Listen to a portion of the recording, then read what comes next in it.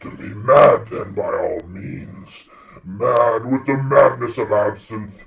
The wildest, most luxurious madness in the world. Hey, welcome to Thank God It's Happy Hour. This week, we're doing absinthe.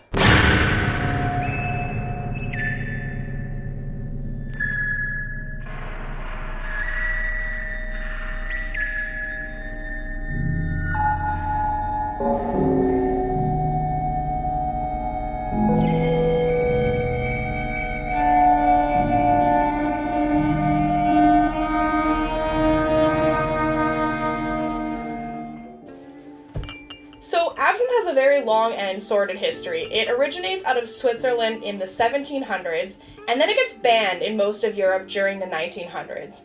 They thought that absinthe could cause you to become insane and do things like cut off your ear and mail it to an ex-lover, have sex with animals, and murder people. So we're going to go ahead and mix up a glass of absinthe like they would have back then and see what happens. So it's fairly straightforward. All you need is a glass to mix your absinthe in. A tall glass works best because you're going to add a fair amount of water. Does come in at 70% out of the bottle, so you definitely want to dilute it a bit. You're going to need an absinthe spoon.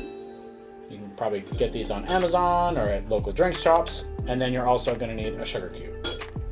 So let's go and mix one up. So let's go ahead and pour ourselves between a 1.5 and a 2 ounce pour of absinthe is plenty. Sort of looks like mouthwash right now. I'm gonna get rid of that pretty quick. Grab your absinthe spoon, pop your sugar cube on top, and it's important to sort of pour your water very slowly over the cube. You just sort of want to saturate it so it starts melting and dripping into the absinthe. And as your sugar cube melts and more water gets added, the color, which you might be able to start see right now, will slowly change from that bright iridescent green to a sort of cloudier color. And once your sugar cube is just about dissolved, go ahead and pop the rest in.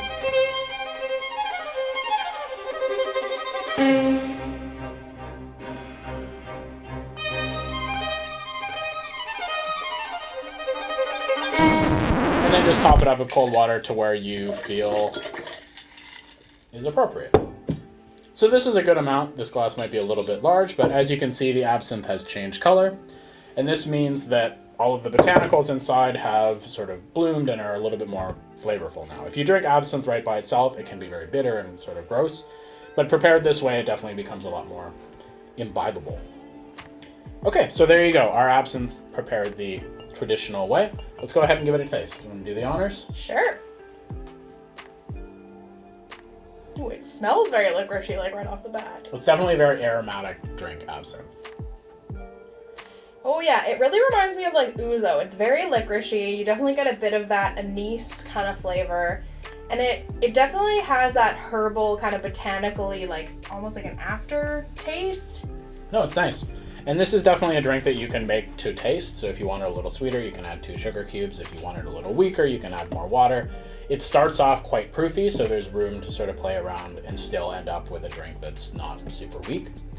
But that sort of brings us back to the hysteria. I don't know about you, but I feel fine. My insanity level is right at like a normal. So what's the deal? What's the deal? So, unfortunately, modern testing has proven that absinthe, even the absinthe made before the ban, never actually caused hysteria or hallucinations or anything like that.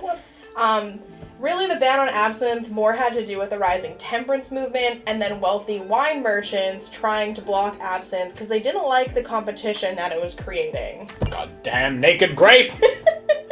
Leave it alone! Shouldn't it be like ye old naked Ye! grape? Ye old naked grape. But yeah, it doesn't really cause hysteria, so... That's sort of too bad. Yeah. I was looking forward to Stick it. to the hallucinogenics. Okay, so let's play out a little scenario. You're having a party, maybe with your coworkers, and your friend that never bathes and rolls his own cigarettes has showed up with a full bottle of absinthe, and you're not really in the mood to get blackout drunk and cut off your ear or murder your coworkers. So what do you do?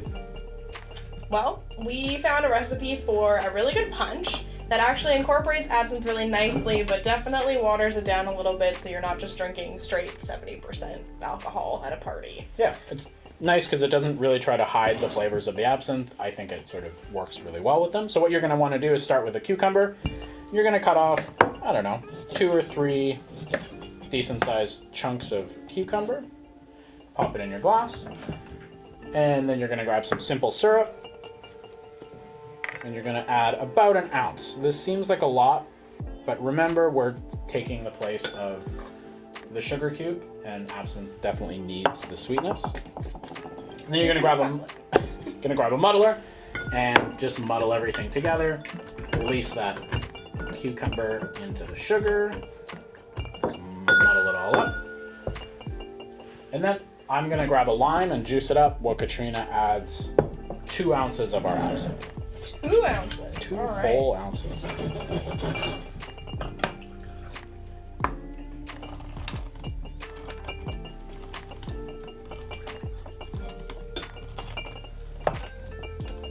Nope, that's 2 ounces right there. I wanted it to be a really fun party. Okay. And then we're going to also throw in about a half an ounce of lime juice.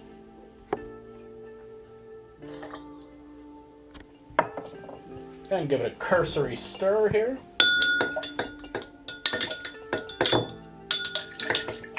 And you can see, even in the presence of the little bit of sugar that we added, the absinthe has done its quick color change. And then we're going to top it up with icy water.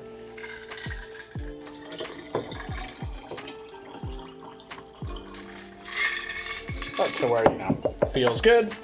And then we'll grab a couple chunks of ice. Yeah, the ice cold water really makes a difference with absinthe. And pop it on the top. There you go. If you want to get fancy with it, A little garnish. maybe a little garnish. Actually, that's not the garnish we want. Where's my peeler? If you want to get real good with it.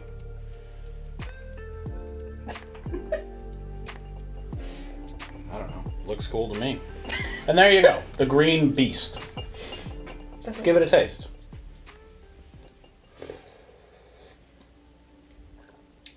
Oh, it's good. It the cucumber and the lime and all of the botanicals in the absinthe, they come together to make this really refreshing, sort of cooling.